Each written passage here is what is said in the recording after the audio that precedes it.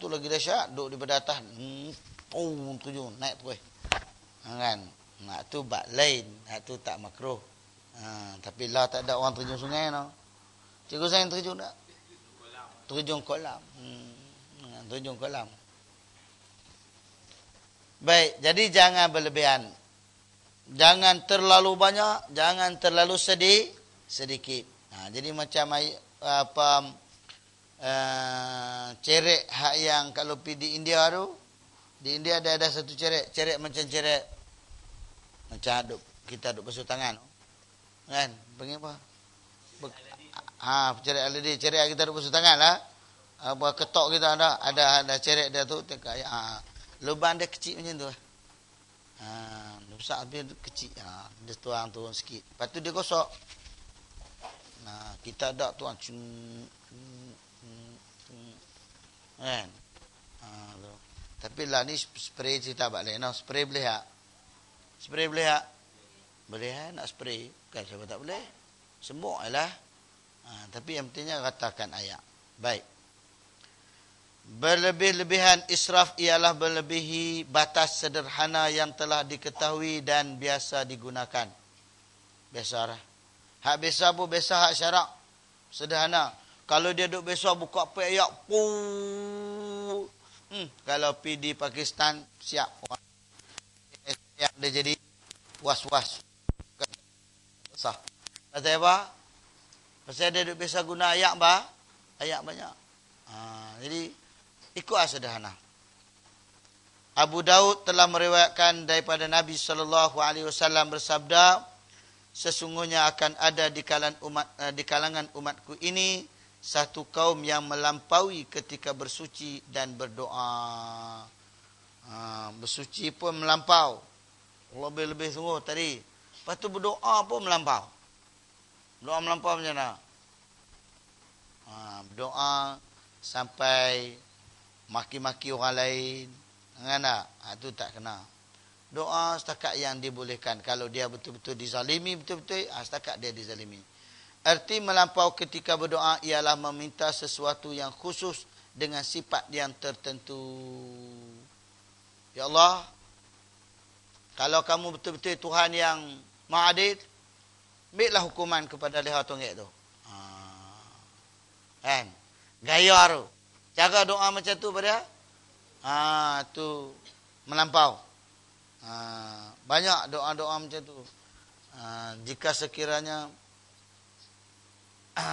antara melampau seorang cerdik pandai, yang dikatakan cerdik pandai Syiah yang mati, tersebar gambar dia dalam tenik, di mana bila mati duduk tak berapa minit badan dia jadi hitam. Tengok tak? Tak tengok? Dia punya melampau dalam doa dia. Mungkin akibat tu kot. Dia kata apa? Kalau jika sekiranya aku masuk, Allah Ta'ala bagi aku masuk dalam syurga. Dan apabila aku masuk dalam syurga, aku dapati di dalam syurga ada Umar Al-Khattab. Maka aku akan minta kepada Allah, keluar aku daripada syurga. Doa melampau. Jahat sangat. Orang tengok dia memang tak sangka janggut putih panjang daripada kita lagi. Tahu-tahu dia mati, mereka hebahkan, tak tahulah gambar benar tak benar tu. Kita pun tak ambil kisah. Tapi kalau bercakap macam tu, dikira melampau dalam bab berdoa. Tu takabur nama dia. Sombong. Jadi, jaga. Doa Nabi Isa kan Nabi Musa, Nabi Isa. Antara doa dalam Quran disebut, in tu'adzibhum fa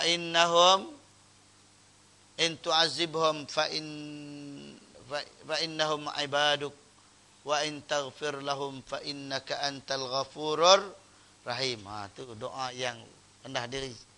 Ya Allah, jika sekiranya kamu menyiksakan mereka, mereka itu adalah hamba kamu.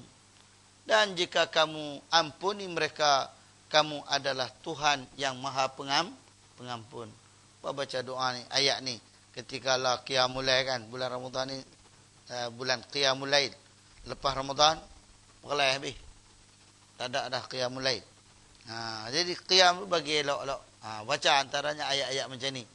In tu'azibhum fa innahum ibaduk wa in taghfir lahum fa innaka antal ghafurur rahim. Ulang-ulang ayat yang macam ni.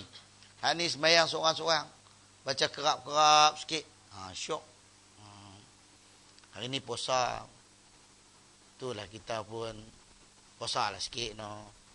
Gelak banyak orang payah agak. Okay. Baik.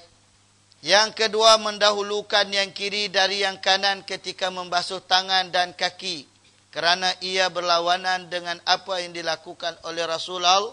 Sah tak mendahulukan kiri dulu? Boleh. Cuma makruh. Tak cantik. Tak salah. Tapi tak cantik. Jangan mendahulukan yang kanan daripada yang kiri. Tapi bukan larangan ni larangan haram. Tapi larangan nak bagi comel ibadat kita. Maka dihukumkan makruh jika kita utamakan tangan yang kanan ataupun kaki yang kanan.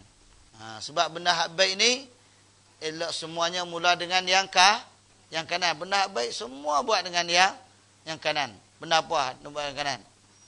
Masuk surau. Kaki kiri.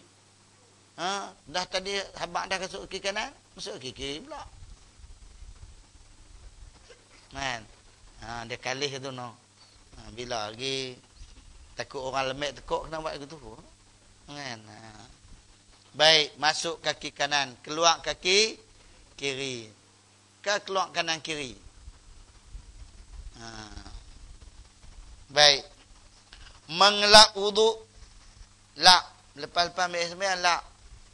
Saja-saja. Makruh. Ada keuzuran. Kushnehihan. Tak ada masalah. Ada sebab.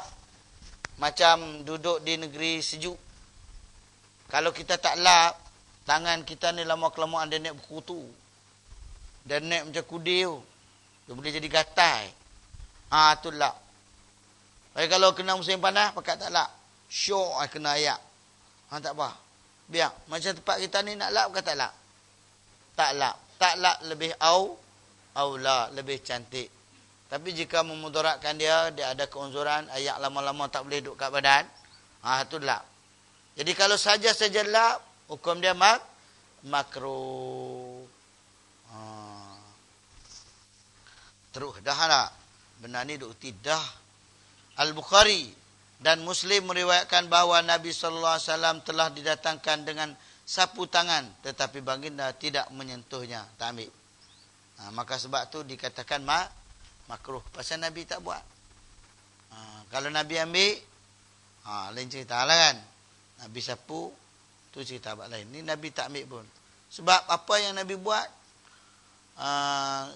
setengahnya menjadi syariat. Untuk kita kena ikuti.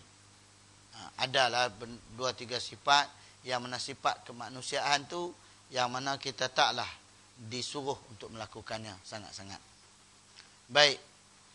Memukul muka dengan air kerana ia berlawanan dengan memuliakannya. Ayak. Cuak muka. Kan? Pukul muka dengan ayak tu. Cuak. Orang panggil cuak no. Cuak. Orang Melayu kata cuak.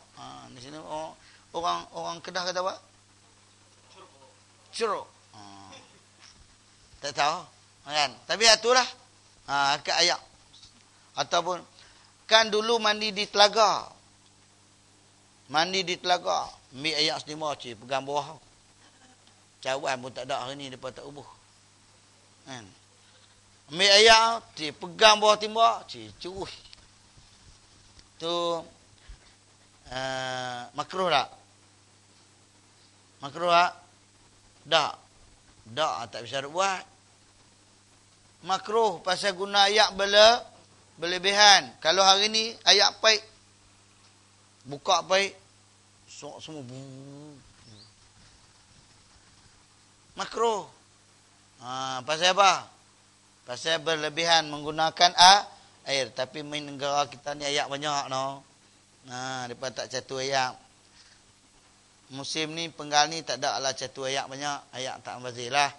Semua ayat cukup. Musim lepas lah ayat tak ada. Faham tak? Payah faham, payah agak.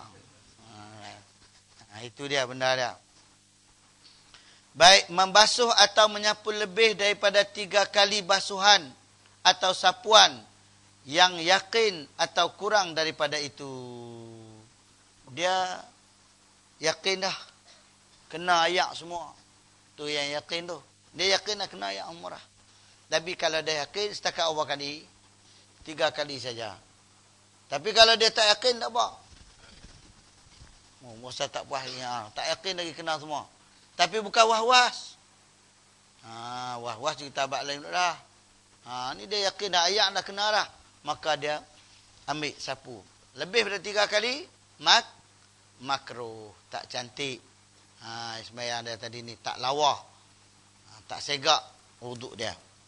Baik. Sabda Rasulullah SAW, sebaik sahaja selesai berwuduk dengan membasuh atau menyapu 3 kali. Kalau basuh tu elok setakat 3-3 lah. Dalam bab baca doa ke apa pun. Doa pun Nabi baca berapa kali? 3-3. Setengah kalau dia nak ulang. Ada hak tepat lebih. Itu cerita tepat lebih lah yang dikhaskan. Abu Lahab, nama apa Abu Lahab?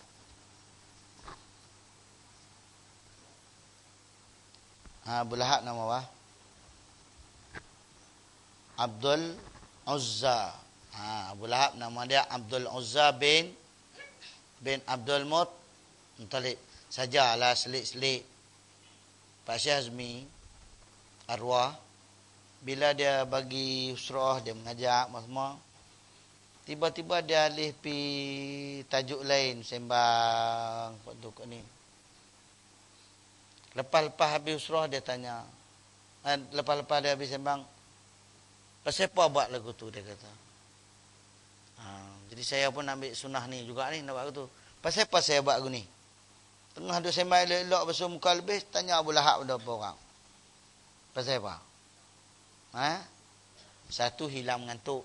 Okey, saya terima. Tapi inilah uslub Al-Quranul Karim. Ada tak daripada semua ayat Quran tu, ada tak cerita Fir'aun? Bukan cerita bab takwa semua daripada awal sampai akhir, tapi dia mari selang-seli cerita dia. Penuh. Itu uslub Al-Quran. Dan inilah uslub yang diambil oleh Hindustan. Kan? Orang buat filem 1001 Malam punya cerita macam ni lah. Jadi kalau tu duk cerita bab makro baca ni tengok ada dah patah dah tengkok. Kan? Dia jadi lagu tu. Kan? Jadi Al-Quran ni dia bagi. Sebab tu sah-sah je cerita sikit cerita ni, lepas tu dia ubah pergi tajuk lain, lepas tu dia kona main cerita bab lain. Jadi siapa dia Abu Lahab? Abu Lahab ni dah media yang jahat. Media. Zaman Nabi dia merupakan media. Surat khabar dia, TV pun dia, internet pun dia.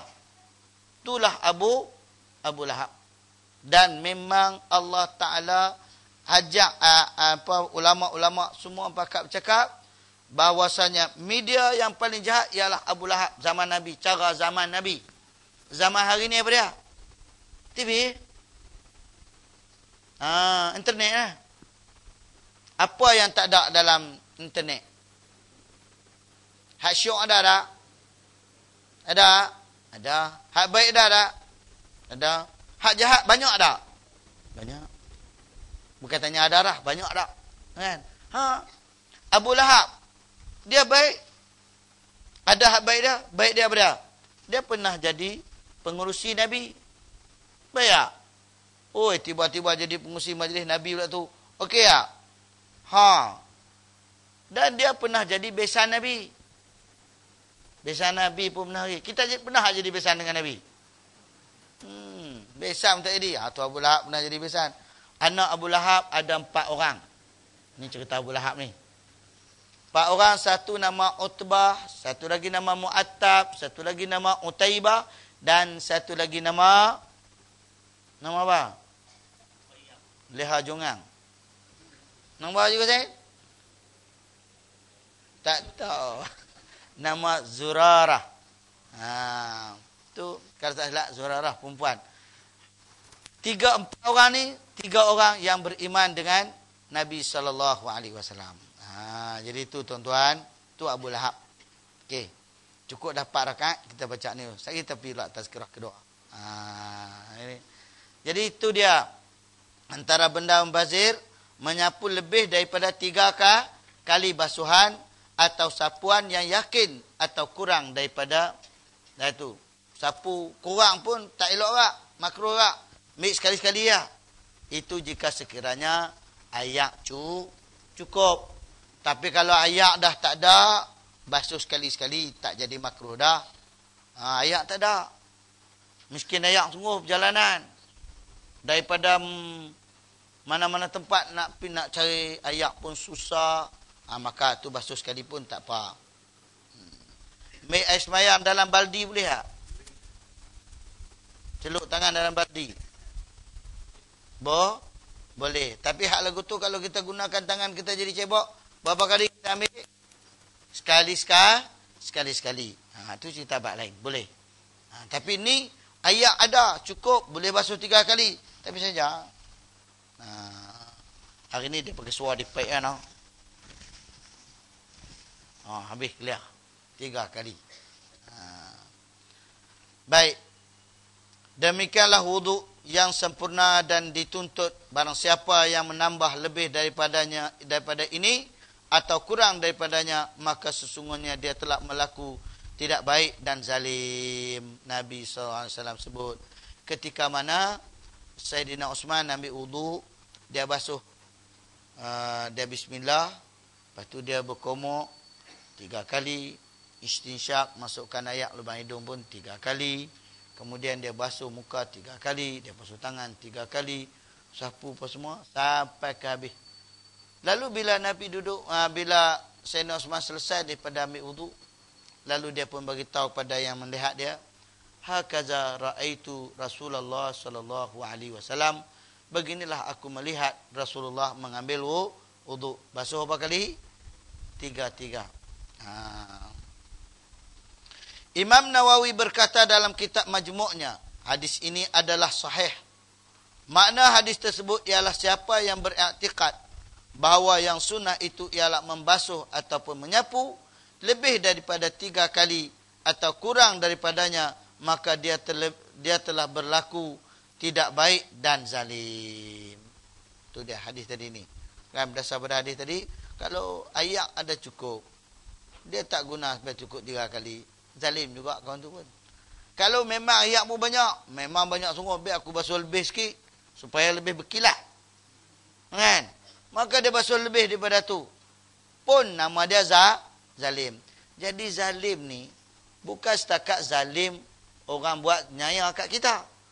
Kadang-kadang zalim pun terhadap kita sendiri, buat zalim kepada amal ibadat kita. Ini zalim dia.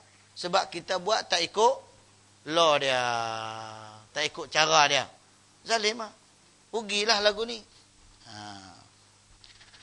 Yang telah ditunjuk, seperti mana yang telah ditunjukkan oleh Rasulullah. Zalim orang yang buat berlainan daripada itu. Meminta tolong orang lain supaya membasuh anggota-anggota wuduknya tanpa ada apa-apa keuzuran. Duduk dalam bilik ayak saja panggil bini dia. Joyah, mai sak. Awak bang, Joyah pun abang sayang panggil ni. Mai dah dia pun tunggu-tunggu awak bang, awak jatuh ke? Tak tolong ambil sembahyang kat aku sat. Allah. Bini dia pun duk gosok hati. Rupa-rupa dua-dua jahil. Kan? Sah tak ambil sembahyang? Awak? Sentuh kulit. Dia mazhab Hanafi. Pasal apa tak sah? Sah tak? Sah pula. Tak, kita kira mazhab Syafi'i. Dia tolong. Basuh cik. Basuh boleh. Tolong jurus cik. Dia pun suruh tangan kelendang tu. Jangan ada sentuh aku. Basuh. Ha, boleh? Boleh ke tak boleh? Ha, boleh, tapi makruh juga. Yang dia boleh buat ada suruh orang lain buat. Kena ada kulit hak kering masa tu tak menjerat ayak. Ha, nampak kena. Tahu ada getah sekerak. Getah sekerak. Getah-getah orang motong ni, orang menoreh. Kan? Dia memang kita tak nampak masa mandi tu, sabar-sabar syok. Tengok-tengok putih kulit kepingnya tu. Ha. Hak tu cukup hangat hati tu. Tapi kadang masa mandi tu tak nampak. Masa tak nampak, tengah sembahyang ni nombor nampak. Ya Rabbi, ada. Ha tu. Sebab pernah jadi duk biasa motong dulu ni. Kan, menoreh pun biasa. Jadi tengok Allah. Mandi puas dah, tangan kecuk dah duk kelebek tadi. Belek. Kelebek pula. Belek. Jadi tu dia berlaku. Jadi tu benar-benar dia. Tak payah minta. Tapi kalau dah ada keuzuran, ada sebab, duk terketak-ketak tangan, pegang paip pun tak betul, orang tolong ambil. Ha, tak apa. Panggil anak ke, siapa ke, ataupun isteri tolong siramkan ayak ke. Ha, tu tak apa. Kalau sekali-sekala nak minta tolong, ataupun dia nak main tolong, baru nikah, baru kahwin, betul tak Afif? Kan? Nak tanya Cikgu Zain payah kan? Cikgu Zain lama dah. Kan? Tanya Afif, jangan Afif. Kan? Itulah dia. Baru-baru kahwin, saja-saja nak main, boleh tak? Kan, masa baru kahwin, seronok lah pegang paip pun seronok. Tak apalah dia nak tolong pegang paip. Tak apa tu. Hak tu tak nampak, tak nama minta tolong. Dia memang nak tolong sungguh. Pasal apa tu? Khidmat special. Ikram. Tu tak apa. Harunur Rashid Al-Mansur ke? Imam Malik, zaman Imam Malik. Dia suruh anak dia pergi gosok kaki Imam Malik. Anak raja pergi gosok kaki anak menteri. Pergi gosok kaki Imam Malik tu. Dia pun habaq kat imam dah, bagi dia gosok. Tu dia. Ada kita suruh anak kita macam tu. Pergi gosok kaki ustaz ke, kaki tok guru dia ada. Pakai dak. Janganlah buat macam tu. Tu ada. Tapi taklah disuruh macam tu. Tapi orang dulu nak bagi anak dia tu hilang sifat ego. Jangan berbangga bahawa kamu ni orang yang hebat. Ni dia suruh gosok kaki. Basuh kaki tok guru dia, Imam Malik. Tapi lah tak payah lah pasal Imam Malik dah tak ada. Itu lah. Lah teluk Malik dah. Kan? Baik. Itu dia benda dia. Jadi, minta tolong orang lain membasuh anggota-anggota wuduknya tanpa apa-apa keuzuran. Ini kerana ia adalah satu jenis daripada sifat takabur yang berlawanan dengan ubudiyah yang akan dilakukan. Jadi, dia ada sifat ego sikit lah. Bila suruh orang lain, siram. Memang ada rasa sikit. Hak tu yang tak mau. Abu Lahab ni, cerita Abu Lahab pula. Cukup dah 4 rakaat ni. Kan? Abu Lahab ni, pasal apa dia dikatakan media yang merosakkan, yang alam? Kerana dia ni macam TV kita hari ni lah. Kita dah mengaji elok-elok, bawa main anak kita pergi sekolah, sekolah agama, cara sekolah agama, sekolah kerajaan, cara sekolah kerajaan. Guru berusaha bagi pendidikan Islam dan sebagainya. Tapi bila balik-balik dia buka internet, buka TV, semua ada mengaji tadi dia lupa habis. Benda paling mudah sekali bab pakaian. Pergi sekolah pakai macam mana? Anak-anak kita kalau perempuan dengan tudungnya cantik segaknya, tapi bila balik-balik rumah dia tukar tu. Hak yang tadi longgar dia jadi ketat. Belajar mana? Drama TV. Dia tunjuk macam mana. Macam itulah. Macam itulah juga Abu Lahab. Tapi bukan nak kata TV itu Abu Lahab. Tapi macam. Kan? kalau program macam tu, dia semacam. Abu Lahab ni, ketika Nabi turun di satu pasar, satu kawasan, kempen untuk orang memeluk Islam ni. Nabi kata, ya ma'syaran nas, qulu la ilaha illallah tuflihu. Wahai orang ramai semua, katakanlah la ilaha illallah tuflihu, kamu semua pasti akan menang. Di dunia pun menang, di akhirat pun menang. Abu Lahab ikut balik belakang, dia kata apa? Abu Lahab kata apa? Sabiyun kazib. Sabiyun kazib. Lu budak bodoh, budak muhung. Hampa dengar buat apa? Dia basuh di belakang. Tu kerja Abu Lahab. Macamlah kerja yang ada dalam apa hari ni. Adalah alat yang ada kat kita. Tu yang kita duk mengaji, kita nak bentuk anak kita dan nak bentuk diri kita pun payah. Ni berlaku. Jadi dia kata sabiyun kazib. Kata Rabi'ah, aku tanya orang di belakang aku, tu seorang mai pada mana? Lalu aku pun pusing tengok. Kawan tu duduk belakang hang tu, dia pun pusing tengok. Pusing-pusing tengok yang duduk belakang, yang duduk cakap, duduk membohongi Nabi SAW tadi ialah Abu Lahab. Tu Abu Lahab. Anak dia Utaibah, dia jadi besan dengan Nabi. Pernah jadi besan dengan Nabi. Bila jadi besan dengan Nabi, Utbah dengan Utaibah kahwin dengan anak Nabi. Utbah isteri dan nama Raqiyah, Utaibah nama Ummul Kalsum. Bila turun saja surah Al-Lahab, Tabbat yada Abi Lahabin, satu surah ni nama dia surah media, pemberita yang jahat, pegawai penerangan yang karut. Ni surah Al-Lahab, baca kat dia. Jadi bila turun ayat ni, maka Abu Lahab panggil dua-dua orang anak dia tadi. Kata kepada dua orang anak dia tadi, dia kata apa? La tamussani ra'si hatta tutliqa binta Muhammadin. Kamu berdua jangan sentuh kepala aku. Arab ni kalau boleh sentuh kepala ni, lah. Orang Melayu kalau sentuh kepala macam mana? Saipak. Tu Melayu. Pasal Melayu yang tak hilang Melayu dia. Macam itulah. Orang Arab kalau pergi gosok belakang, tunggu. Dia pusing balik, dia bubuh penampang Arab. Pasal dia orang Arab. Jadi, dia kata kamu berdua la tamussani ra'si. Tak boleh sentuh kepala aku. Hatta tutliqa binta Muhammadin. Sehingga kamu berdua menceraikan anak Muhammad. Lalu mereka pun arahan pak ni taat. Lalu mereka ceraikan. Utbah ceraikan Raqiyah dengan cara yang baik. Bila Raqiyah habis iddah, dia kahwin semula dengan Sayyidina Osman. Utaibah pula, dia cerai dengan cara biadab. Hak ni lah yang tak Islam di kalangan anak Abu Lahab.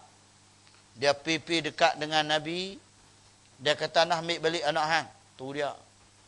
Dia maki Nabi, pak mentua. Maki pak mentua. Bukan setakat maki, ludah pula. Tuih ludah depan Nabi. Nabi ni siapa? Manusia juga. In huwa illa wahyun yuha. Manusia biasa, manusia macam orang ramai juga. Bila dah dia jadi manusia, maka mungkin Nabi pun terasa. Bila Nabi terasa, Nabi pun buka mulut. Nabi pun kata apa? Allahumma sallit alaihi kalban min kilabik. Ya Allah, hantar mai seekor kat dia, anjing hang. Bagi dia tengok, tokak dia ke apa ke. Hantar mai. Dengar doa ni rupanya dia bertakut juga. Orang had buat jahat ni ikut mana pun dia dengar, walaupun dia tak mau nak ikut, tapi dia duduk dengar kita berdoa, duduk sembahyang hajat, dia pun takut. Betul tak? Lawan keting dengan perintah Allah, tapi bunyi kata dia solat hajat, nak doa apa? Kelang kabut, dia jadi takut. Tapi bila dah kata aku tu, dia takut, dia balik, dia ajak kepada abang kat pak dia. Dia kata, saya tadi Muhammad doakan, saya pun takut dah. Pak dia pun nak bagi hilang tension tadi, takut tadi. Abu Lahab kata, ni hampir melancong asnah. Pergi negeri Syam. Hadiah ke anak dia, pergi melancong ke negeri Syam. Melancong sampai satu chalet. Chalet lah, nama salah. Sampai satu tempat persinggahan, dia berehat di situ. Orang tu bagi tahu kat dia, ni hampa jaga sikit. Kawasan ni jangan duk merayau tak tahu lah. Sebab kawasan ni banyak sibak, binatang buas pula dah. Batu malam tu dia mula terasa. Ish, dia habak kat geng-geng rider dia. Kan lah ni nak berjalan orang hebat-hebat ni kena ada rider lah. Oh, kena ada semua. Pengawal-pengawal peribadi dia. Dia orang kaya. Anak Abu Lahab ni orang kaya. Abu Lahab ni kaya. Sebab dia korporat. Korporat apa? Ahli korporat niaga apa? Berhala. Oh, dia kaya. Bila dia kaya, anak dia malam tu abang, aku berasa seriau malam ni cerin bulu rumah tak tahu hala ni. Aku rasa takut lah. Pengawal, pengampu tadi kata apa? Tak usah duk takut. Kami ada keliling, takut apa? Kami jaga keliling. Tapi, fallahu yatawallal amr. Allah Ta'ala yang urus semua benda ni, hidup atas dunia. Bukannya kita. Maka malam tu Allah Ta'ala hantar mai sekok singa. Dan singa itulah. Dia pergi cari. Kena alamat pula tu. Pergi cari. Gak bubuh. Utaibah bin Abi Lahab. Hak lain dia tak kacau. Maka selamatlah. Hak lain mampuhlah Utaibah. Diterkam oleh singa. Tu tuan-tuan. Doa orang yang dizalimi. Doa Nabi SAW. Wallahu alam. Sambung rakaat yang berikutnya. Okey. Maklum saja lah main. Macam mana nak pulas keru bagi terangkat elok tau. Nah kan. Baik. Antara benda yang makruh lagi, berlebih-lebih dalam dan melampau ketika berkumur-kumur dan masukkan air ke dalam ke hidung. Maknanya komok yang lebih-lebih lagi pada bulan puasa. Komok saya. Muing pula. Hak tu makruh. Bahkan boleh bawa kepada batal puasa. Sebab dia direct terus masuk. Boleh komok dah lah ni? Boleh, agak patut saja. Boleh dah masuk air ke dalam lubang hidung? Bulan puasa? Boleh tak? Boleh, bunyi slow bau. Boleh tak? Lagu tu tak masuk. Ambil ayat. Tak masuk ayat. Masuk ayat. Boleh tak boleh? Macam mana Cikgu Zain? Boleh ke tak boleh?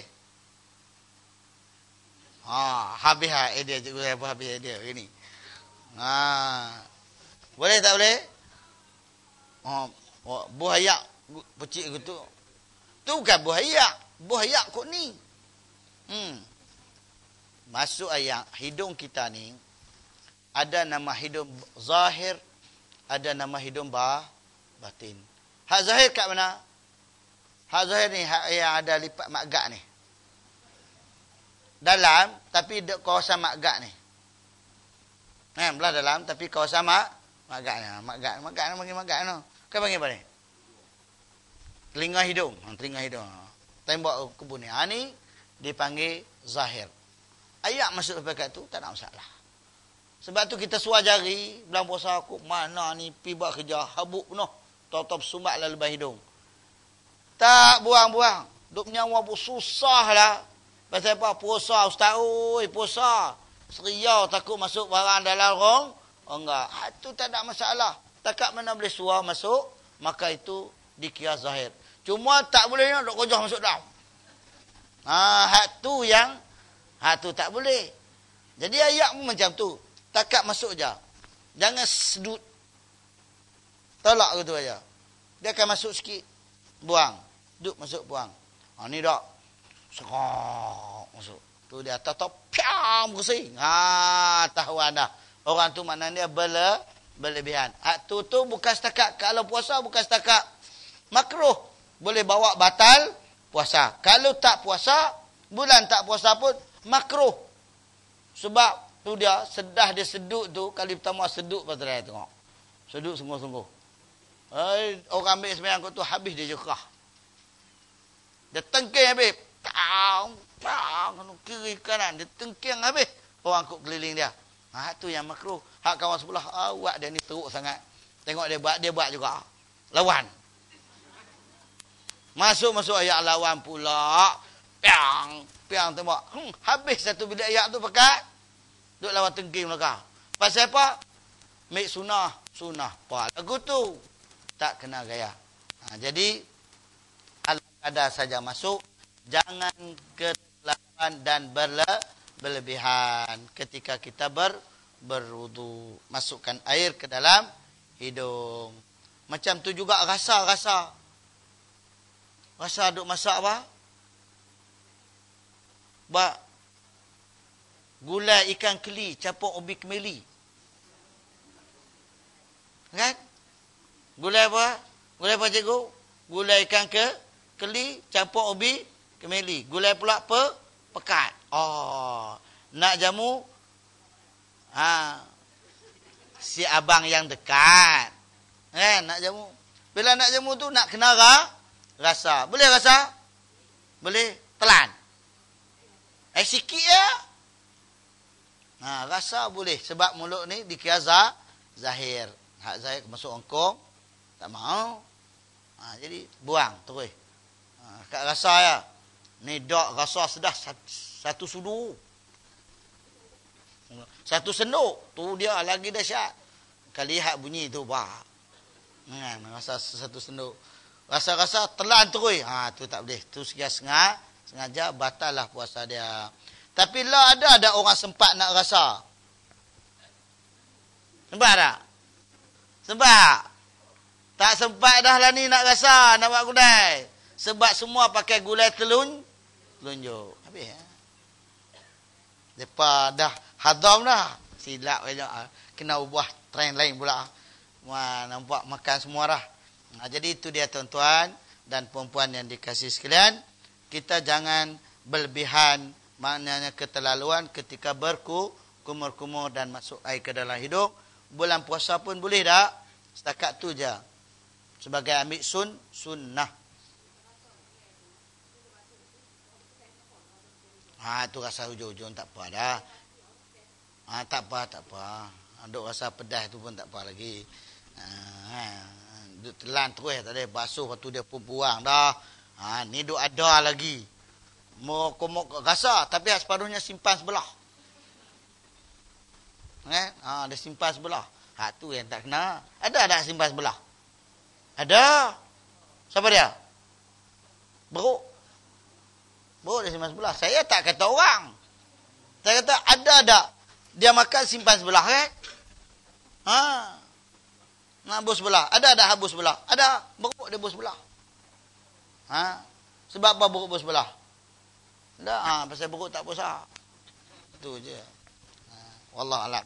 Dia pi lagu tu lah kan. Lenggok-lenggok sikit kan. Baik, sabda Rasulullah SAW, bersungguh-sungguhlah berlebihanlah ketika memasukkan air ke dalam hidung kecuali jika kamu dalam keadaan puasa. Ini dalam suasana puasa. Begitu juga berkumur-kumur yang dikiaskan kepada masukkan air. Macam mana dia ambil kata boleh berlebihan? Masukkan air ke dalam lubang hidung. Kias daripada air boleh berkumuk-kumuk. Tapi berkumuk jangan berlebihan. Maka begitulah juga masukkan air ke dalam lubang hidung. Maka sebab tu dia kata di sini, begitu juga berkumur-kumur yang dikiaskan kepada masukkan air ke dalam lubang hidung. Maknanya bukan kias daripada mulut, kias daripada hidung. Lalu masukkan air ke dalam lubang hidung ni, maka makruh. Begitu juga terlalu berlebihan, berkumuk-kumuk juga adalah makruh. Ambil daripada mana? Ambil daripada cerita masukkan air ke dalam lubang hidung. Sebab tu dia kata dikiaskan kepada masukkan air lubang hidung. Bahkan ia terlebih utama dihukum makruh daripada masukkan air ke dalam lubang hidung. Kalau kita berlebihan, berkumuk, itu lebih makruh daripada berlebihan masukkan air lubang hidung. Pasal apa? Pasal saluran ni lebih terbuka dan boleh terima. Hidung orang nak buat berlebihan pun bukan upah berani sangat. Pasal apa? Takut pedih, bersih. Dia tak berani. Tapi mulut, cabai Melaka dia boleh telan lagi. Kan? Tambah pula ayak. Lagi mudah. Tertelan. Bila tertelan dia kata apa? Rezeki. Ya.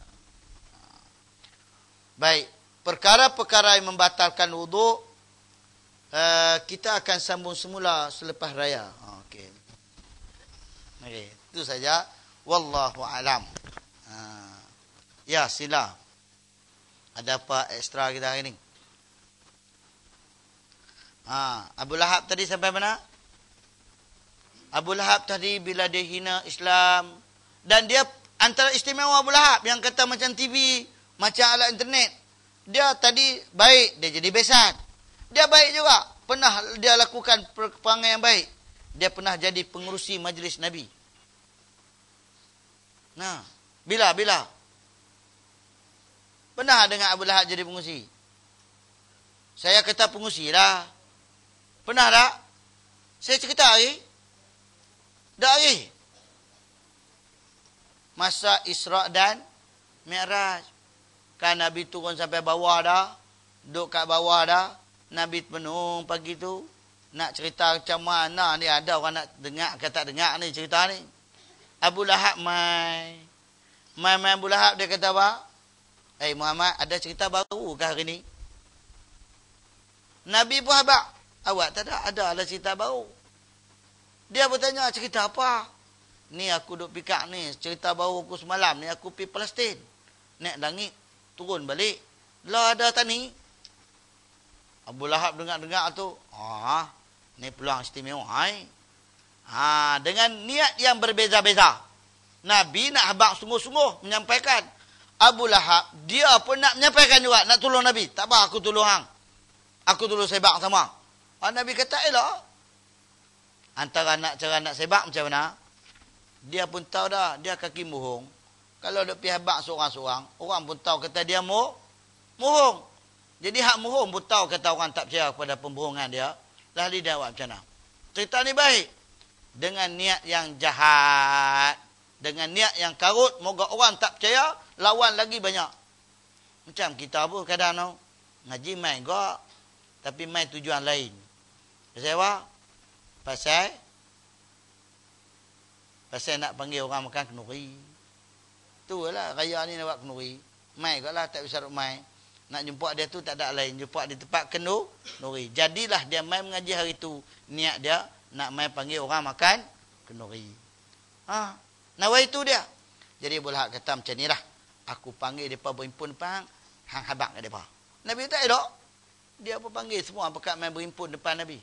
Dah berhimpun dah, dah penuh dah. Abu Lahab kata apa? Hang habaq kat mereka. Macam hang habaq aku tadi. Jadi suruh habaq lagu tu kejar siapa? Kalau dalam kita hari ni, kejar duk suruh aku tu, kejar siapa? Pengurusi lah. Pengurusi majlis. Jadi Abu Lahab ni pernah jadi lagu tu. Cuma taklah disebut pengurusi majlis. Jadi benda tu ada. Dalam TV pun ada hak jenis-jenis forum, al-kuliah. Ada tak? Ada. Pasal apa tak ada? Hak baik berkah. Jadi itulah yang dilakukan oleh Abu Lahab. Tapi dia mati setelah kalah di Kuala Besut. Setelah kalah daripada medan Badar. 4 hari selepas kalah tu, dia tak pergi perang. Bila dia tak pergi perang, bila kalah di medan Badar, dia di Mekah, tiba-tiba dia kena satu penyakit. Penyakit dia amat tara berguna punya penyakit. Pasal apa? Badan dia jadi busuk. Gatai tak gatai, taun tak taun. Busuk dia tadi bukan setakat busuk dalam rumah. Busuk tadi sampai keluar rumah. Orang lalu kot tu pun terbau. Bau. Anak-anak dia ni tak tahu nak buat ketiak macam mana dah. Sampai jiran yang lalu kot tu kata kat anak dia, apa punya anak? Tak guna punya anak. Pak dia pun biar busuk. Nak cuci pun tak nak. Tak nak lah nak. Pasal apa tak mau cuci pun semua.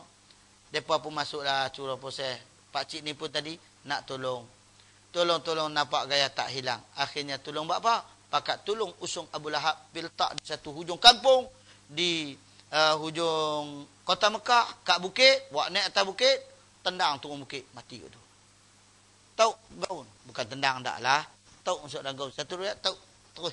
Satu riwayat lain. Depa letak dia kat dinding, sandak kat di bukit tu, depa pun balik, mati kering kat tu. Tu dia Abu Lahab. Itulah hinanya orang-orang yang bawa berita yang karut. Bukan setakat orang yang bawa, orang yang sokong pun serupa. Isteri dia. Nama apa isteri dia? Isteri dia nama Urwa binti Harbin. Bini dia Ummul Jamil. Dia sokong untuk laki dia bawa cerita karut tentang Nabi. Maka dia dikira sebut juga dalam Quran, wamra'atuhu hammalatal hatab. Pasal masa duduk atas dunia, dia duduk angkut duri, dia bekas duri, dia pergi letak depan rumah Nabi nak pergi masjid, tak boleh kut-kut ni payah. Maka dia buat. Bahkan dia ni panggil Nabi pada dia lagi dahsyat. Kadang-kadang perempuan ni dia melebih. Kan? Orang beli setakat 1 trailer, dia 3 trailer. Lebih. Ada hak senyum, ada hak masam. Siapa? Sebut trailer apa? Sensitif sungguh sebut trailer. Jadi, dia ni lebih. Dia panggil kat Nabi, panggil apa tahu? Isteri dia panggil kat Nabi. Kita panggil Muhammad. Tapi dia panggil Muzammim. Muzammim ni lawan pada Muhammad. Muhammad, orang yang terpuji. Muzammim, orang yang dikeji. Muzammiman abaina. Dia kata lagu tu kat Muhammad. Budak yang dikeji yang kami tak suka kat dia. Wa ma'muran asaina. Arahan dia kami tak mau ikut. Tu dia. Masa sebelum tu semua pakak setuju belakang. Tapi main dengan konsep periuk nasi dia. Lawan terus. Dia kata macam tu satu hari. Dia main nak kerdik Nabi. Bila dia dengar turun surah Al-Lahab ni. Dia main. Nabi duduk dengan Abu Bakar. Main ni, memang nak marah kat Nabi ni. Dia main tengok Abu Bakar ada. Main, cara perempuan main. Cekak pinggang ke, cekak apa, kita tak tahu lah. Macam mana buat kalau marah? Apa yang ada, apa yang boleh keluar, apa yang boleh cekak, dia belakang. Betul ya? Kalau sengap, tanda betul. Kan? Tak apalah. Puasa lah, puasa. Jadi tuan-tuan dan puan-puan dikasih sekalian, bila dia main depan Nabi, dia kata kat Abu Bakar. Dia tak nampak Nabi duduk tepi dia. Abu Bakar habaq dah kat Nabi. Ya Rasulullah tu, Ummu Jamil main. Nak serang kita awak. Kata Nabi, tak usah takut. Innahu la yarani. Dia tak akan tengok aku. Lalu Nabi bacakan satu ayat. Wa iza qara'ta al-Qur'ana ja'alna bainaka wa bainal ladzina la yu'minuna bil akhirati hijaban mastura.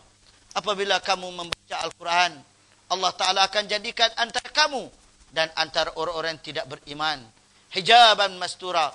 Ada hadang, ada hijab. Dia tak akan nampak. Memang dia sangat dekat, dia tak nampak Nabi. Dia hanya nampak Abu Bakar. Dia nampak kat Nabi. Jadi dia tak nampak Nabi. Dia pun kata Abu Bakar, mana kawahang? Mana kawahang? Hak yang kau muzammiman abaina. Mana dia? Kau sungguh. Marah Nabi. Dan bukan setakat dia kata macam tu kat Nabi. Ketika yang lain, masa tu dia berjumpa dengan Nabi. Dia kata apa kat Nabi? Hei Muhammad, hei Muzammim, syaitan hang tak mai ke bagi tahu kat hang? Malaikat Jibril, dia kata syaitan.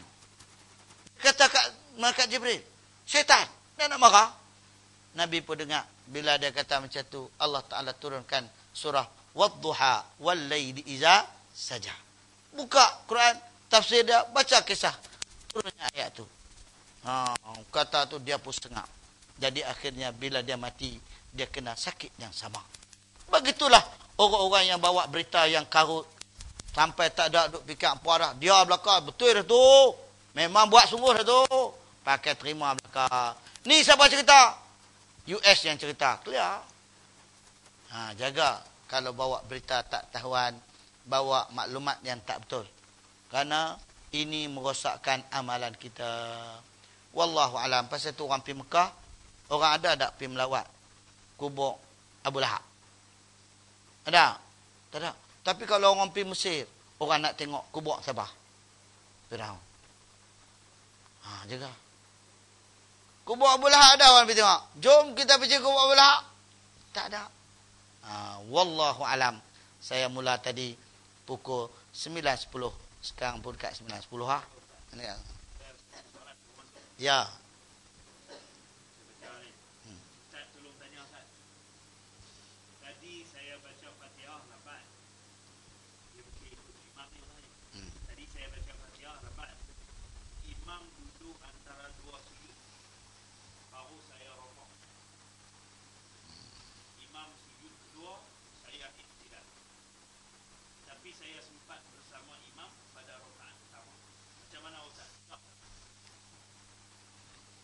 Sah.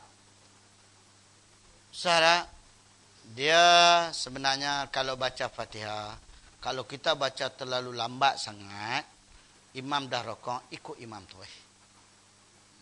Tak ada habis kan? Tak ada habis lah, ikut imam terus. Nah, tapi rakaat kedua kena baca lah. Kan?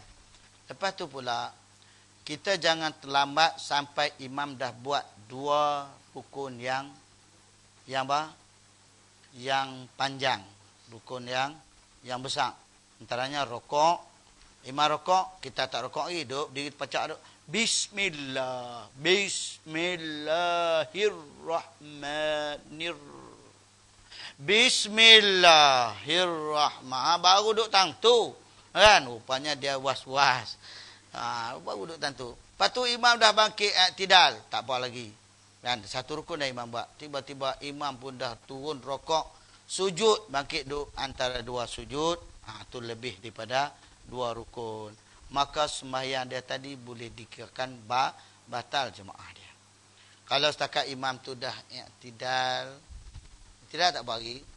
Kemudian imam tu turun rokok, dia pun rokok, turun sujud, dia rokok. Sujud kedua ada, sembahyang dia dibimbangi rosak. Nah, kan. Wallahu alam. Imam sujud kedua dah baru dia turun. Itu tidak tu maknanya dia bawa i'tidal. Mana berapa rukun yang dia buat? Dia tadi maknanya dia tak dah sempat lah 3 rukun, dia kira daripada i'tidal tu boleh. Maknanya 2 rukun kan. 2 ke apa? Imam duduk antara 2 sujud, baru saya rukuk. Imam dah buat 2. Dah buat 2. Sembahyang dia dibimbangi rosak. Jaga. Jangan, kalau ni bacalah bagi laju sikit. Buat tu tak apa, tak ada speed tracknya. Tak ada masalah. Ni seriau nak laju sikit takut apa ada speed track tu. Payah. Wallahu alam.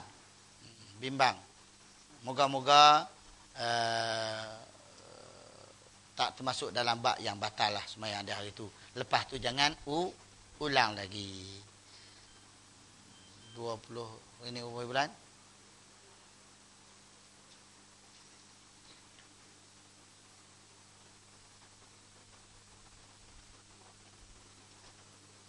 Okey. Habis.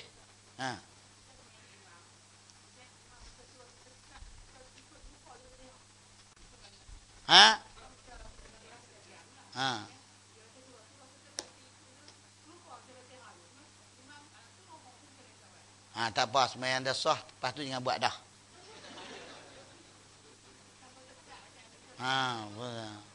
Lain kali kalau agak dia nak orang yang pertama sekali orang yang lambat.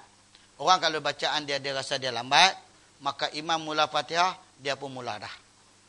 Dia mula dah ikut pelan-pelan. Dan kalau dia berasa imam di depan tu baca sedap, dia prepare siap-siap dah. Tak apa. Ikut tak? Tak apa. Tak apa. Buat apa pun tak apa. Tak apa. InsyaAllah. Lepas ni, tapi jangan ulang dah. Lah. Tapi lepas tu jangan ulang dah. Okey? Tu je. Mudah kan? Lagi? Kan tak bisa sembahyang tarawih belakang apa? Kalau tadi kalau tak mau baca. Tak sah. Dalam mazhab Syafi'i kena baca Fatihah.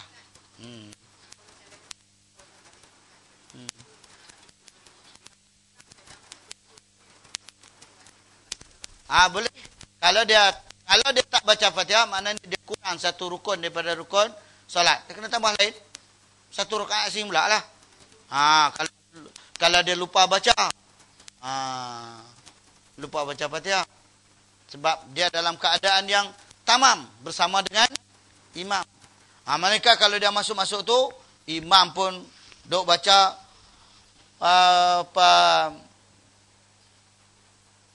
Qul huwallahu Allahus samad, dia buat Allahu akbar baru takbir.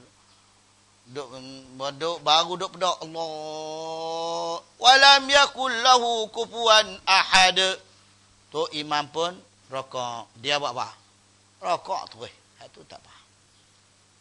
Yang kena baca ni, dia bila takbir bersama imam. Bukan makna tak sama tadi, maknanya imam takbir, dia pun sempat takbir. Kalau hak masbuk, rakaat kedua tu dikira kena baca Fatihah. Boleh nak? Wallahu a'lam.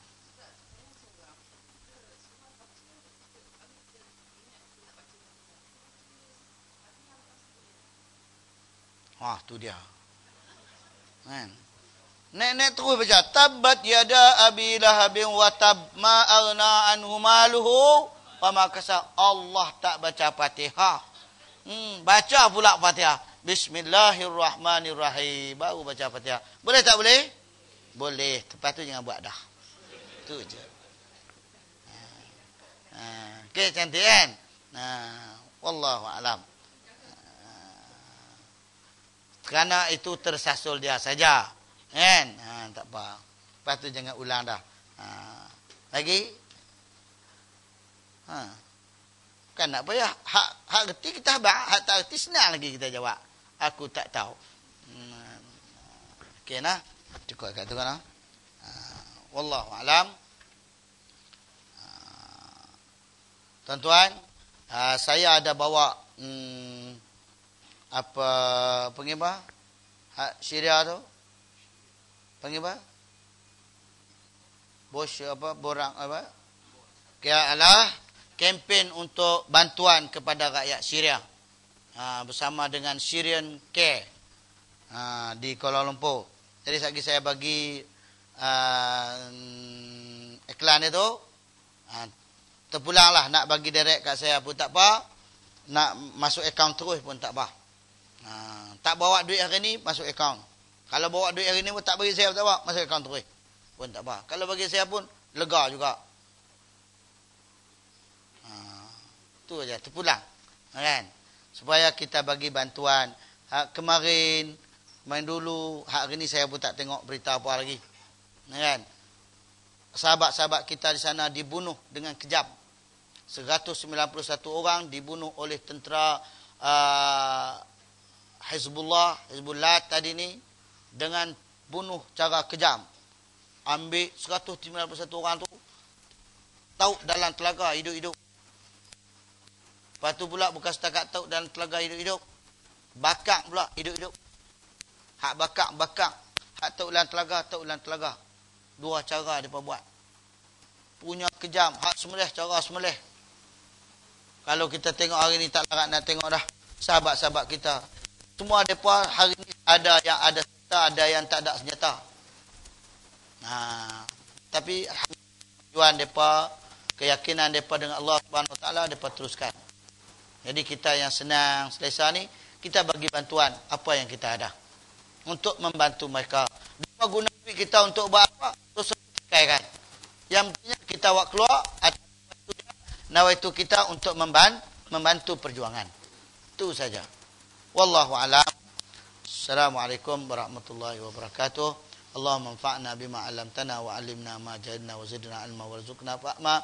Rabbana atina fid dunya hasanah wa fil akhirati hasanah wa qina azabannar walhamdulillahi rabbil alamin. Kemudian satu lagi, tadi dua negara, ni dalam negeri. 29 hari bulan ni saya nak hantar seorang pelajar kita derang untuk melanjutkan pelajaran di Bandung. Jadi kalau siapa-siapa nak taja ke nak apa, elok sangat. Dia mengaji sana pun dia tak mahal sangat, free ya. Cuma urusan nak beli laki-laki. Pelajar lelaki. Jadi siapa nak taja, nak sokong, elok bagi kat Ustaz Afiq. Tapi habaq kat Ustaz Afiq, bagi kat Ustaz Abu Khair tahu. Tu nak pesan. Wallahu a'lam. Assalamualaikum warahmatullahi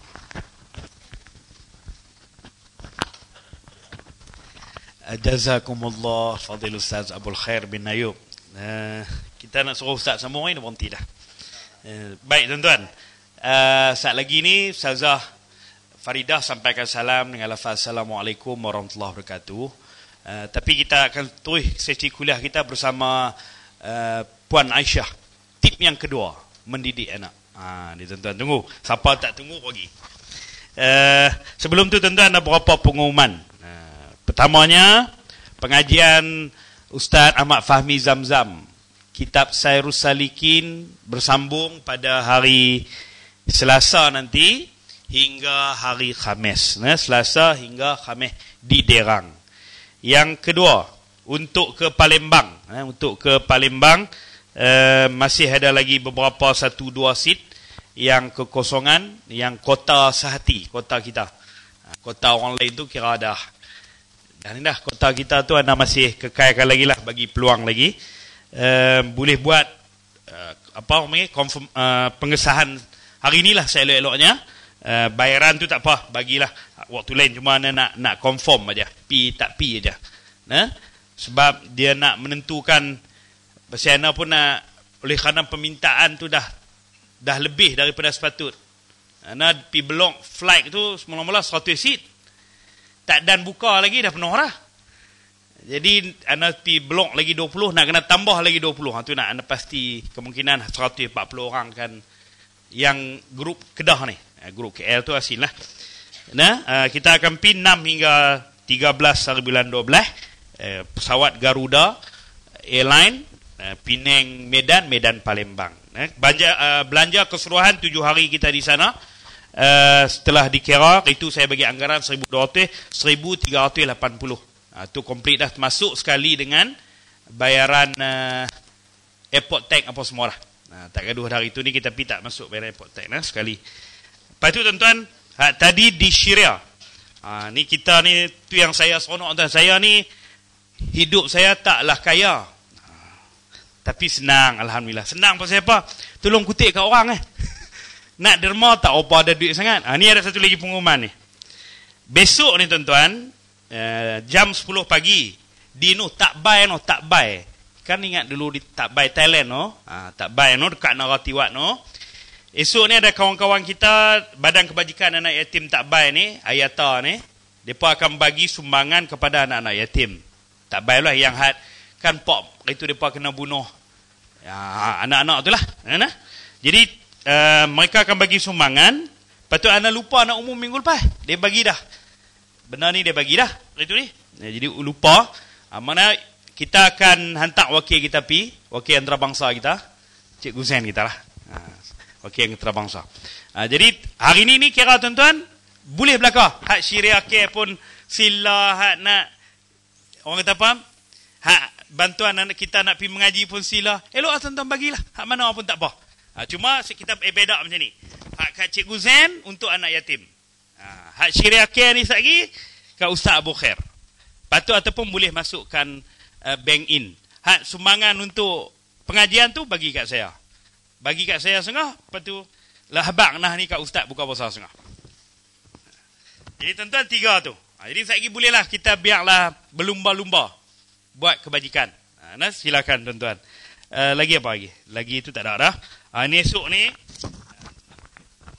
ni ada satu program anjuran apa ni, arabiz.com dan Muslimat Kedah akan buat di sini program faham bahasa Al-Quran daripada jam 9 pagi sampai 12 tengah hari. Tuan-tuan bolehlah pergi hadir esok. Ada pendaftaran dia berapa dik Mayat? RM30. RM30 anjuran Arabizcom. Bukan anjuran Swati tapi anjuran Arabizcom ni. Nak sebut pun tergeliat lidah. Tuan-tuan, jadi minggu depan masih lagi kuliah seperti biasa. Syekh Faisal Haji Omar. Lepas tu baru kita cuti. Minggu depan masih lagi pengajian kita berlangsung seperti biasa. Lepas setengah pagi tadarus dipimpin oleh Ustaz Afif dan pukul 9 dengan Syekh Ahmad Faisal kita.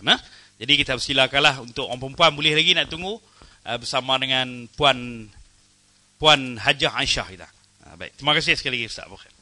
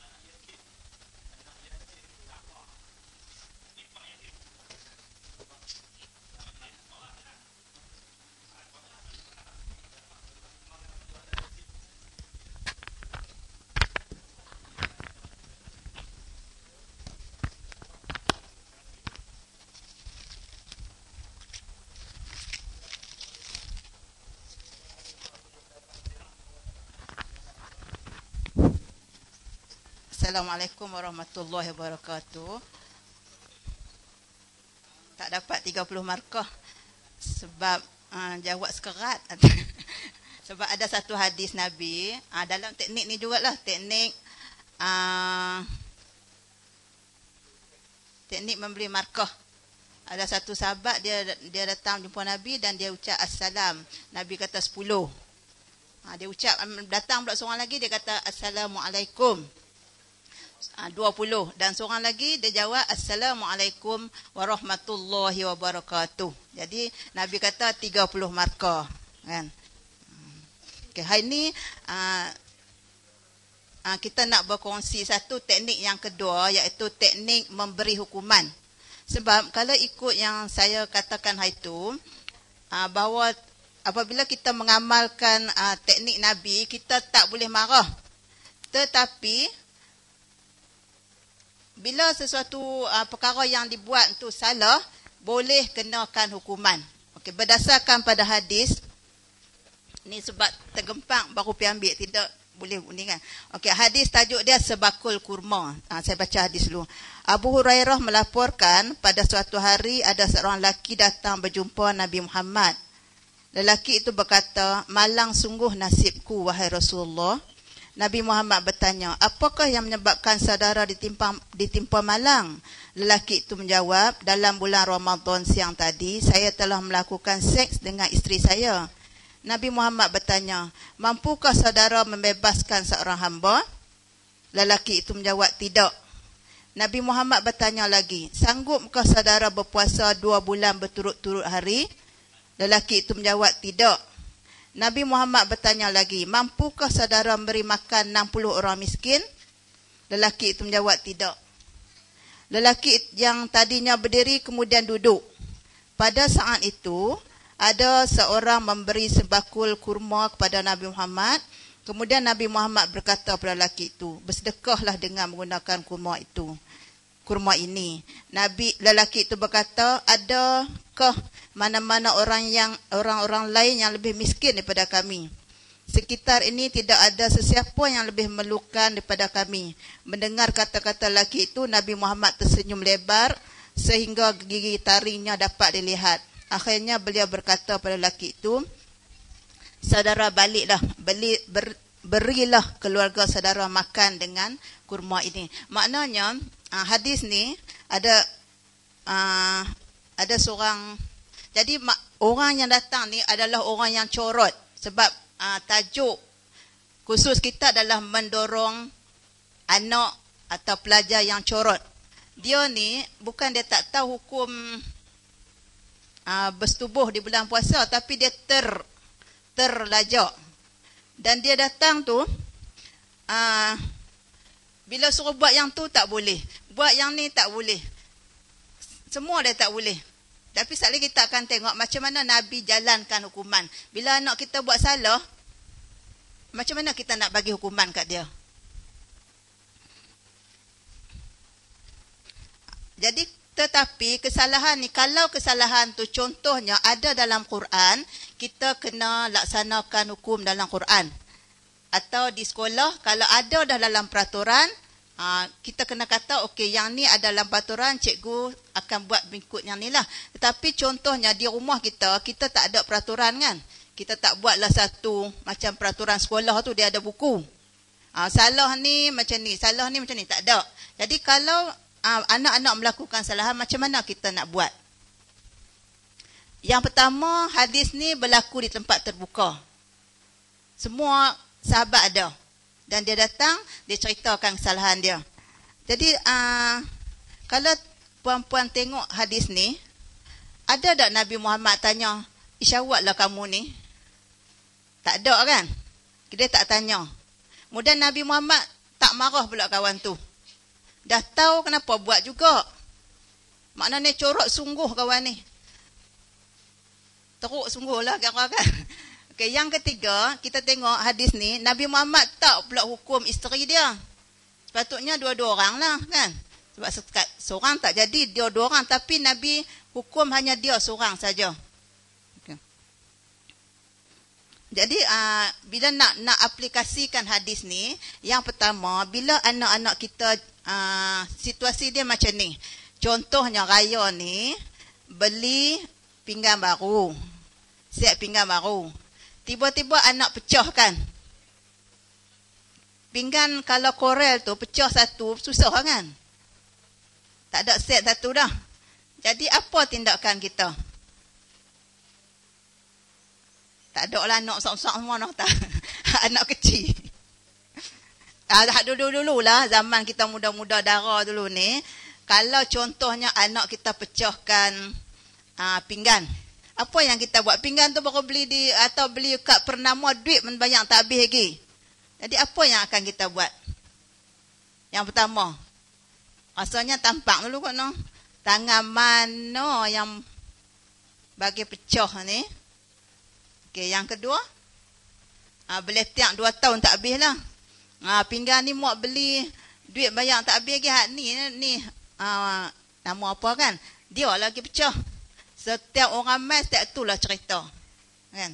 Okey, tetapi dalam hadis ni kita tengok bila kita anak-anak kita melakukan kesalahan, apa yang kita buat adalah yang pertama, tidak disiasat. Jangan siasat. Tak payah tanya. Dia bagi pecah pasal apa adik bagi pecah? Adik buat macam mana bagi pecah? Contohnya dia pecahkan, dia main bola, dia pecah tingkap. Jadi tak payah tanya. Sebab bila kita bertanya, dia akan menyebabkan kita stres. Lepas satu, tak. Dan kemungkinan orang yang kita tanya tu akan berbohong. Nak melepaskan diri dia. Jadi yang pertama, Nabi tak siasat. Jadi bila anak-anak buat salah, tak payah siasat. Tak payah duk tanya ni, tanya, tak payah. Sebab Nabi tak siasat. Yang kedua, pesalah tidak dikritik. Tak payah duduk beletiak kat dia. Cuma bagikan jalan penyelesaian. Okey, kalau salah ni, apa yang kena buat? Dan cuba tengok Nabi bagi tadi. Nabi bagi berapa jalan penyelesaian? Nabi bagi 3. 3 jalan. Jadi kita nak ikut Nabi, kita pun akan bagi 3 jalan penyelesaian. 3 cara. Tapi janganlah abang dia. Nah, Umi ada 3. Umi ada 3 ni. Okey, yang pertama adik buat ni, yang kedua adik buat ni. Tak boleh. Sebab Nabi cuba tengok tadi, dia kata, yang pertama, Nabi Muhammad bertanya, mampukah saudara membebaskan seorang hamba? Kemudian orang tu jawab, tidak. Nabi diam sat. Kemudian Nabi tanya, yang kedua, sanggupkah saudara berpuasa? Cuba tengok perbendaraan kata Nabi guna. Yang pertama, mampukah. Yang kedua, sanggupkah. Yang ketiga, mampukah. Jadi dia tak guna kata yang sama. Kalau kita boleh tak? Boleh tak? Boleh tak?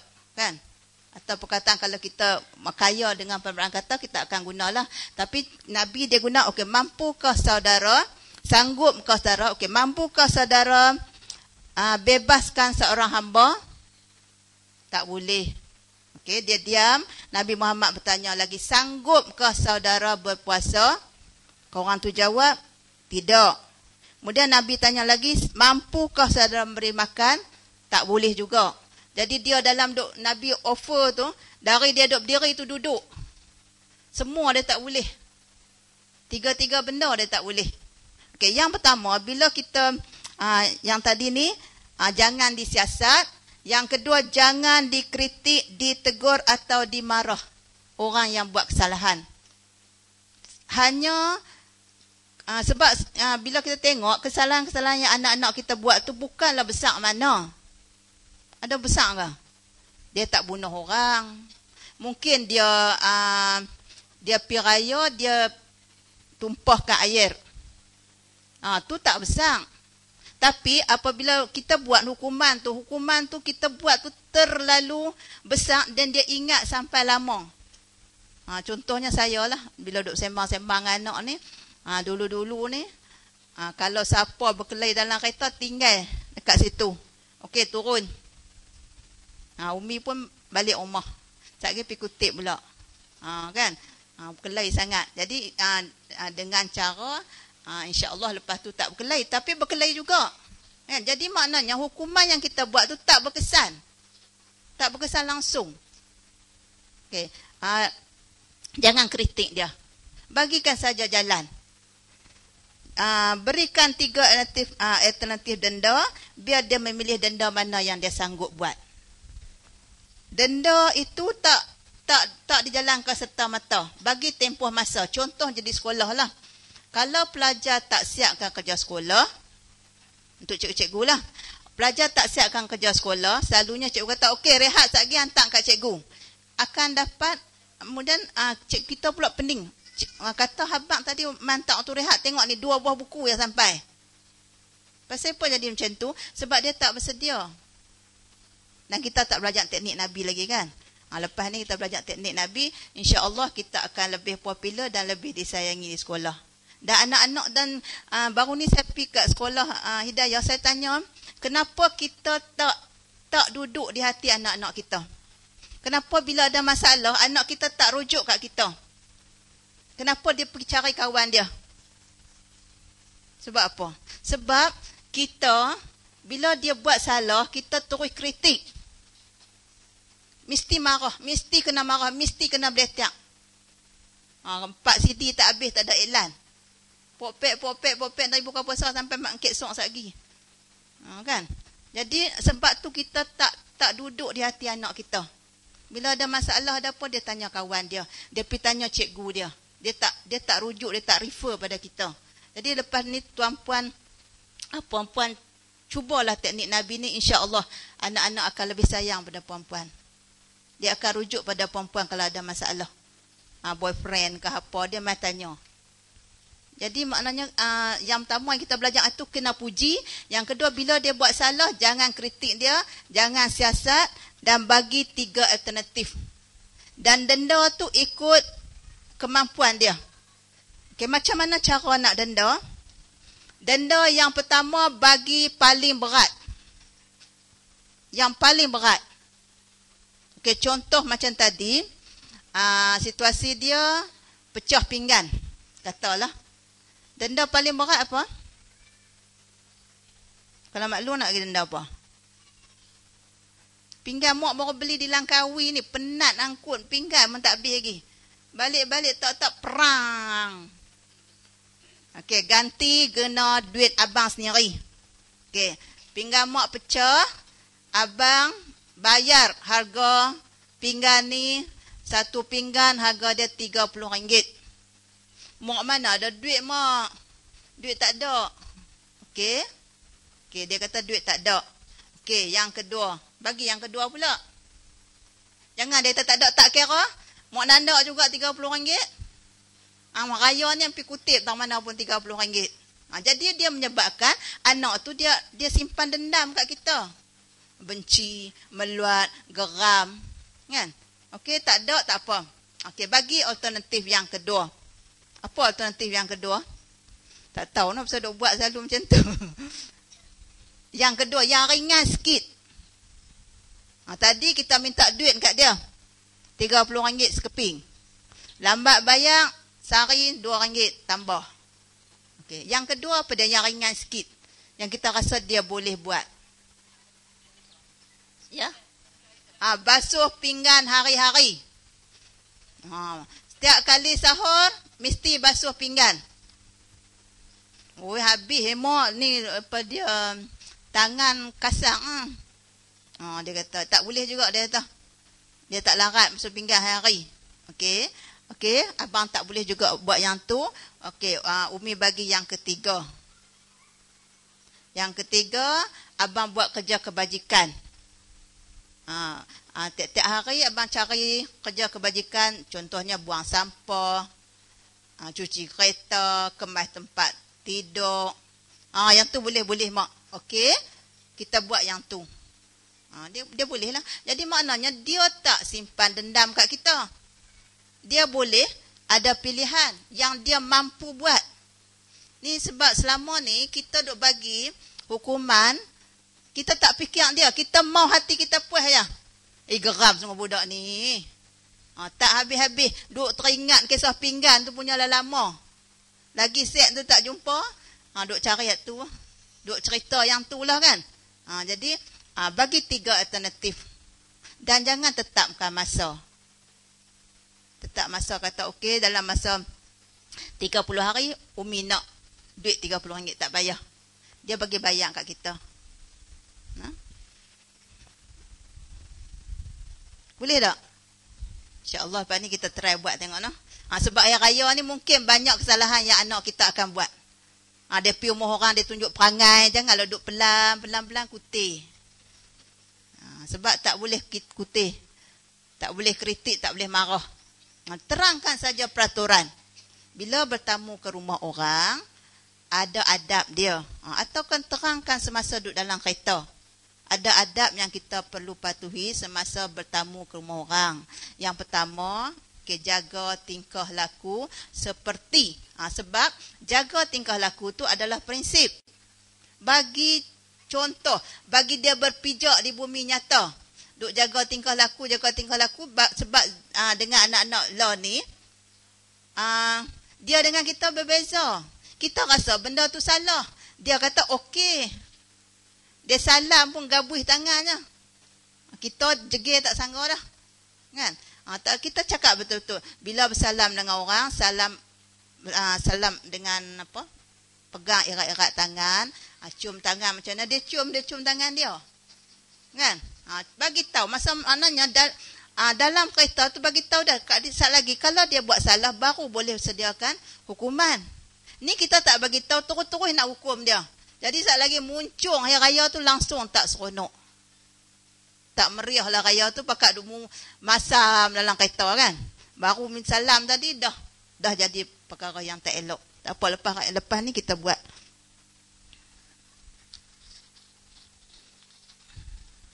Okey, dalam ni dia kata Nabi Muhammad tidak menyiasat apa punca. Contoh Nabi tak tanya bila kamu buat perkara tu. Kemudian kenapa kamu buat? Lepas tu kamu menyesal. Apa yang kamu buat sampai batal puasa? Nabi tak tanya apa pun. Jadi bila dia pecahkan tingkap tu, tak payah duk tanya. Dan Nabi bagi hukuman tu sambil tersenyum. Kan dia kata tadi, Nabi Muhammad tersenyum sampai nampak gigi taring. Jadi janganlah bagi hukuman tu dengan muka yang stres. Sebab bila kita bagi hukuman stres, kita pun stres. Bagi dengan seronok. Bagi hukuman tu sambil seronok. Tak payah duduk dengan muka masam, dengan merah muka ni sebab marah. Panggil elok, okey adik dah buat kesalahan. Apa-apa benda. Okey, Umi akan bagi hukuman. Hukuman yang pertama yang ni. Bagi tunggu dia bagi jawapan. Yang kedua yang ni, yang ketiga yang ni. Okey, kalau dia kata okey Umi boleh buat yang ni, okey. Buat yang tu. Okey, Nabi Muhammad tak kritik tadi. Kamu dah tahu kenapa buat juga. Nabi tak kata pun. Nabi kata kamu ni tak malu ke? Ni sebab lelaki corot ni dia mai depan-depan orang ramai. Dia cerita. Nabi tak kata awak lah hang ni tak malu duk cerita benda tak boleh buat. Nabi tak kata pun. Tapi kalau di sekolah, kalau anak murid mai, kita akan kata kat dia. Kamu ni tak tahu ke benda ni berdosa? Awak buat juga. Macam-macam tu lah. Tak payah siasat. Jalan terus sahaja. Sebab bila menyiasat benda tu, dia jadi banyak pihak dan dia akan terbuka. Contohnya, macam anak murid kita tak semayang. Kita balun semua. Ni mak pak tak semayang ni. Tak payah siasat. Yang tak semayang dia. Ayah dia tak semayang, mak dia tak semayang, tak usah duk kira. Nanti kau tersilap bagi tu, kita jatuh hukum kat orang tu berprasangka. Dan bila kita duk menyiasat, dia akan buka aib dia. Dia akan buka satu. Sebaru ni pun pengalaman dalam duk bersembang dengan budak kelas corot ni. Puasa tak? Ni tak puasa cikgu. Tadi makan, dia cerita terus. Cikgu, kalau kita minum arak macam mana? Dia tanya kita lah. Kita tak tanya dia. Jadi kita bagi dalam penyelesaian. Tak tahu lah, kamu ni awak yang minum arak ni. Kamu tak tahu ke arak ni haram? Tak tanya. Okey, kamu dah tersilap. kamu bertaubat. Jangan ulang dah. Jangan dah. Cikgu sebab berasa teringin cikgu. Kalau duk kata haram-haram rasa macam mana? Kan dia duk kata macam tu. Tak apa, lepas ni kamu menyesal, jangan buat dah. Jadi kita tak kritik dia. Kita tak kata kamu ni apalah tak reti lah rak ni apa benda, tak payah kritik.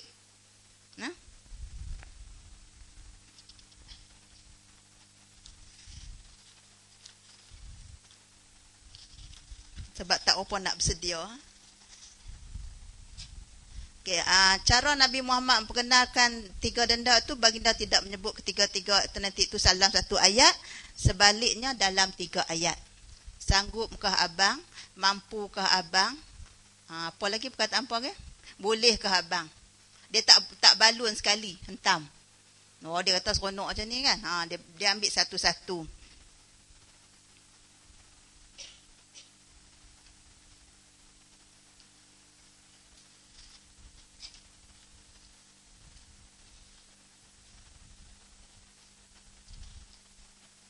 Dalam peristiwa di atas, Nabi Muhammad menunjukkan bahawa kita tidak dibenarkan mengutuk orang yang melakukan kesalahan. Sebaliknya, kita perlu menerangkan saja bagaimana kesalahan itu dapat ditebus. Itulah kesimpulan dia. Jadi tak payah kutuk orang yang buat salah, tak payah kutuk kesalahan tu, cuma berikan jalan penyelesaian. Dan penyelesaian tu mesti diberi dengan tersenyum, dengan tak stres.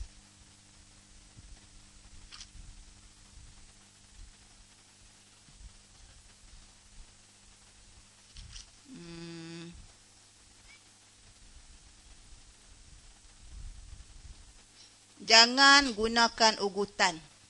Jangan guna ugut. Kalau tak buat kan, tak buat ni, kenalah. Tak boleh. Jangan gunakan ugutan. Ada dalam tu, dia tanya, cikgu tu kata, macam mana kalau contoh pelajar meniru dalam periksa? Macam mana kita nak bagi hukuman?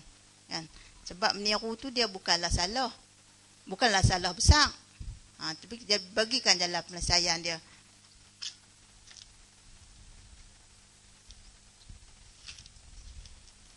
Saya rasa tu je lah. Ada apa-apa tak? Apa kita balik buat hukuman tiga cara tu dulu. Dan bila buat bila nak terangkan, jangan point dekat anak kita tu. Jangan point. Contohnya, kalau nak terangkan peraturan, jangan kata kakak anak yang baik. Bila kakak pergi rumah orang tu, kakak jangan macam ni. Kakak buat macam ni. Jangan point nama. Kena kata seseorang anak yang baik ialah anak yang apa-apa benda. Jangan mention nama dia, jangan bagi tahu nama dia. Sebab bila kita bagi tahu nama, ni cik tak buat pun, tak pernah buat tu. Jadi dia rasa kesalahan tu kita kata kat dia. Jadi jangan kata tu. Kata seseorang anak yang baik adalah anak yang menyenangkan hati ibu bapa. Okey. Jadi mungkin nak tahu tak macam mana cara nak senangkan hati bapa. Contohnya bila bertamu ke rumah orang, kita kena buat macam ni. Jadi jangan kata kakak saat lagi pergi rumah orang ni, rumah maklum ni, kau kena buat macam ni. Dia tak suka. Sebab anak-anak muda ni tak suka diajar. Dia tak suka. Kita duk habang kat dia ni kena buat, dia tak tahulah besar lah. Hak tu pun nak habang. Jadi jangan maknanya, sebab Nabi bila dia guna, dia akan guna seseorang apa benda, seseorang pelajar, seseorang. Jangan guna nama dia. InsyaAllah Okay. Assalamualaikum warahmatullahi wabarakatuh.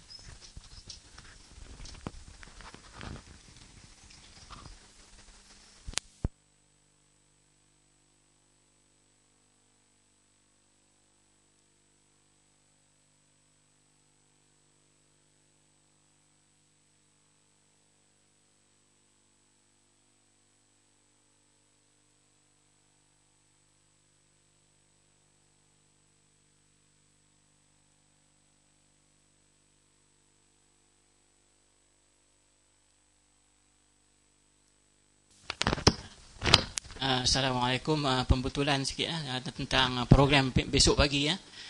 Seorang RM20. Kalau berkumpulan maksudnya 3 orang kita daftar. Borang ada dekat saya. Hanya RM30.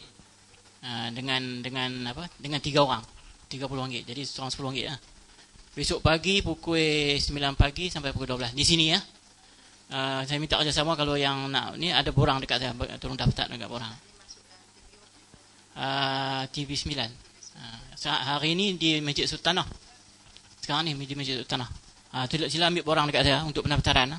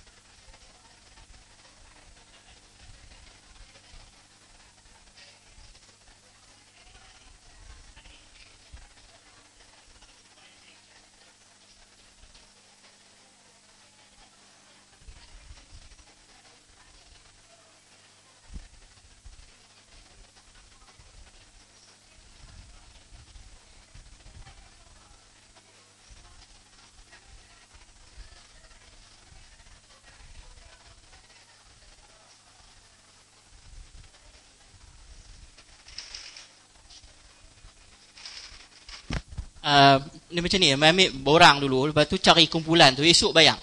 Jadi tak payah bayar hari ni, cuma ambil borang dekat saya, lepas tu cari kawan 3 orang, besok mau buat bayaran dekat Urus Setia.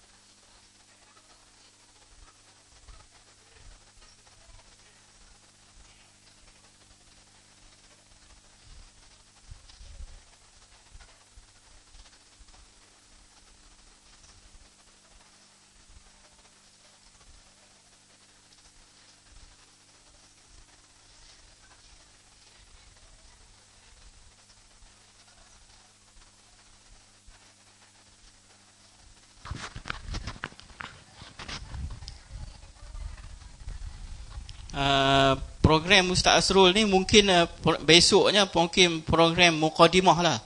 Jadi selepas ni program ni akan berterusan lah. Cuma kehadiran kita esok ni boleh tahu banyak perkara lah. Sama ada kelas ni nak buat di Taman Siswa ke ataupun nak buat di Sultanah Bahiyah. Cuma ambil borang tu cari kawan-kawan lah. Tak apa, kalau banyak permintaan di Taman Siswa, kita akan buat di Taman Siswa.